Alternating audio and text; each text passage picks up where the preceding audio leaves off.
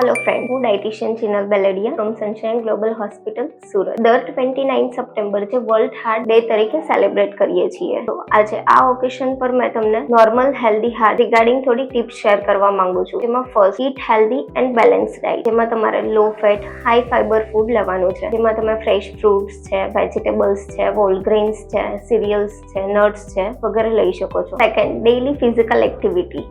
દરરોજના 30 થી 40 મિનિટ ઓછામાં ઓછી તમારી કોઈ પણ ફિઝિકલ એક્ટિવિટી હોવી જોઈએ, જેમ કે વોકિંગ, રનિંગ, સાયકલિંગ, કોઈ પણ એક્સરસાઇઝ કરી શકો છો. Third, check your BMI level. જેમાં તમારું વજન તમારી હાઇટ એકોર્ડિંગ બરાબર છે કે નહીં એ તમારે ચેક કરવું જોઈએ. તેની નોર્મલ રેન્જ 18 to 25 છે. Fourth, avoid smoking and alcohol.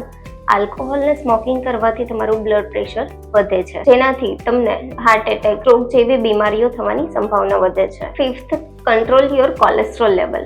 Every 3 to 4 month તમારે તમારી લિપિડ પ્રોફાઇલ ચેક કરાવવી જોઈએ. 6, control your blood pressure and blood sugar level. જેમાં તમારું બ્લડ પ્રેશર 120/80 થી ઓછું હોવું જોઈએ અને તમારું બ્લડ શુગર લેવલ 120 થી ઓછું હોવું જોઈએ. 7, ગુડ ક્વોલિટી સ્લીપ. દરરોજની 7 થી 9 કલાકની પૂરતી ઊંઘ જરૂરી છે. જો પૂરતી ઊંઘ ન મળે તો તમને ડાયાબિટીસ છે, ઓબેસિટી છે, હાઈ બ્લડ પ્રેશર છે, માઇગ્રેન જેવી બીમારીઓ થઈ શકે છે અને આ બીમારીઓ તમને હૃદયરોગ તરફ દોરી જાય છે.